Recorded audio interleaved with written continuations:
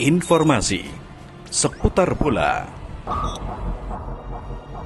Bolaku, bola kita. Dikutip dari radarsolo.id, pemain anyar Persebaya Josh Brown adalah sosok istimewa. Dia punya 2 gelar dari dunia pendidikan. Sebelum bergabung dengan Persebaya Surabaya, Josh kuliah di Ashland University, Ohio, Amerika Serikat. Hebatnya dia langsung mengambil 2 jurusan. Saya ambil jurusan Sport Management dan Fashion Merchandise. Kenapa saya pilih itu? Kalau nanti pensiun, saya ingin buka agensi pemain. Jadi, saya ambil Sport Management. Kalau jurusan Fashion Merchandise, karena saya memang suka baju dan fashion, ungkap pemain 23 tahun itu. Josh Brown mampu menempuh pendidikan dengan baik. Pemain keturunan Inggris itu lulus pada Desember 2021. Dia menyandang gelar sarjana Sport Management dan Fashion Merchandise. Lalu kenapa Josh masih ngotot menjadi pemain sepak bola? Sebab semasa kuliah, dia merupakan pemain utama di klub kampusnya yang bernama Ashland Eagles. Klub itu ikut dalam kompetisi antar kampus dan berhasil menjadi juara pada 2020 dan 2021. Saya sempat cedera, lalu saya berpikir saya mau tetap jadi pemain sepak bola atau karyawan biasa. Kalau main bola pasti ada up and down, ungkapnya. Saat sedang galau itulah, Josh mendapat telepon dari pelatih Persebaya Aji Santoso. Saya diminta untuk menjalani trial di Persebaya karena saya masih mau main bola. Saya berangkat, tegasnya.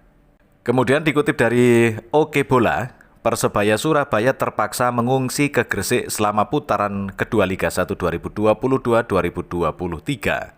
Sebab Stadion Gelora Bung Tomo GBT yang biasanya menjadi kandang mereka harus direnovasi jelang Piala Dunia U20 2023. Stadion GBT memang menjadi salah satu venue untuk Piala Dunia U20 2023.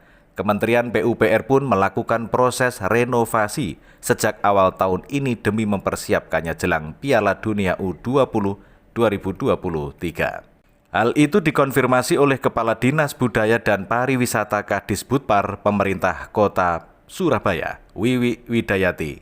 Menurutnya, Stadion GBT untuk sementara tidak bisa digunakan per Januari 2023. Saat ini GBT dan lapangan-lapangan pendukung untuk Piala Dunia sudah masuk proses renovasi yang dilakukan Kementerian PUPR. Segala sesuatunya harus sesuai dengan rencana kementerian, kata Wiwi dilansir laman resmi Persebaya pada hari Kamis, 5 Januari 2023. Seusai surat dari kementerian yang kami terima, sejak Januari tidak lagi dipergunakan oleh semua pihak. Pekan depan, material untuk renovasi sudah tiba di lokasi yang direnovasi, tambah Wiwi. Kemudian kami kutip dari jpnn.com, Stadion Gelora Bung Tomo GBT tidak boleh digunakan untuk kegiatan apapun menjelang Piala Dunia U20. Hal tersebut dinyatakan oleh Kepala Dinas Kebudayaan, Kepemudaan dan Olahraga serta Pariwisata Disbudporapar Kota Surabaya Wiwi Widayati pada hari Kamis 5 Januari. Dia mengatakan lapangan penggunaan GBT berdasarkan surat dari Kementerian Pekerjaan Umum dan Perumahan Rakyat PUPR yang tidak memperbolehkan penggunaan 5 stadion tuan rumah Piala Dunia U20, salah satunya GBT. Larangan tersebut berlaku mulai Januari sampai berakhirnya kompetisi sepak bola itu, tepatnya 11 Juni 2023. Saat ini GBT dan lapangan-lapangan pendukung untuk Piala Dunia sudah masuk proses renovasi yang dilakukan Kementerian PUPR. Segala sesuatunya harus sesuai dengan rencana kementerian, katanya. Wiwi mengutarakan pihaknya merasa perlu memberikan penjelasan langsung kepada manajemen Persebaya dan bonek terkait dengan status Stadion GBT. Kemudian dikutip dari Gol, Persebaya tidak bisa gunakan markas utama mereka, Stadion Gelora Bung Tomo. Persebaya Surabaya sudah mulai berlatih pekan ini demi menyambut putaran kedua Liga 1 2022-2023. Mereka sudah menerima jadwal dan dipastikan bakal melawan Persikabo 1973 pada 14 Januari nanti. Aji Santoso langsung menggeber latihan tim dengan intensitas tinggi, sebagaimana kepastian jadwal. Karena jadwal sudah keluar, kami bertanding melawan Persikabo tanggal 14 Januari mendatang. Tentu persiapan latihan dengan intensitas yang sangat tinggi untuk persiapan putaran kedua, ujar Aji. Alwi Slamet yang sempat diisukan ke Persib Bandung juga sudah nongol dalam latihan bajul ijo. Ini menjadi peredam rumor bahwa Alwi sudah dipastikan menyeberang ke Persib. Selagi tim berlatih, manajemen turut bekerja mencari rumah sementara untuk Persebaya menjalankan laga kandang. Stadion Gelora Bung Tomo akan dijadikan salah satu venue Piala Dunia U20 2023 dan harus sudah steril untuk menyambut gelaran tersebut. Saat ini GBT dan lapangan-lapangan pendukung untuk Piala Dunia sudah masuk proses renovasi yang dilakukan Kemen PUPR.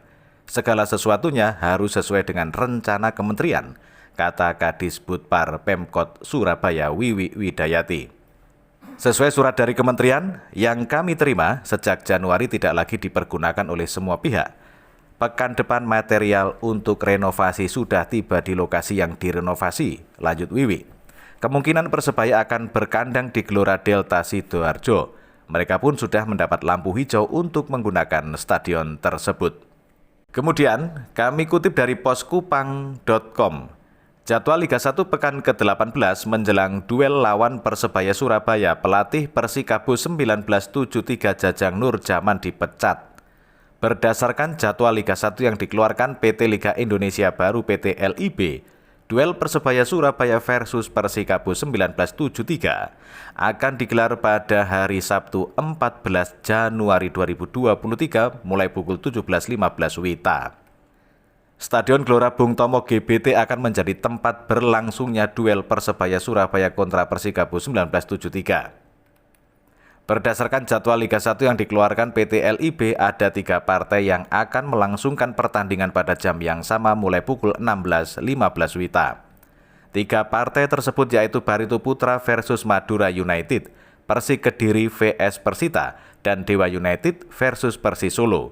Sedangkan PSM Makassar versus PSS Sleman dimulai pukul 19.30 WIB. Dikutip dari jatengtribunnews.com menjelang lawatan ke markas Persebaya Surabaya, Persikabo justru memecat pelatihnya Jajang Nur Jaman. Rentetan hasil buruk yang diterima oleh Laskar Pajajaran selama liga dilangsungkan dalam sistem bubble kemungkinan jadi alasan pemecatan. Sejak ditunjuk menggantikan Listiadi, Janur sejatinya mampu tampil baik bersama skuadnya. Apalagi sebelum Liga 1 2022-2023 memberlakukan sistem bubble atau gelembung.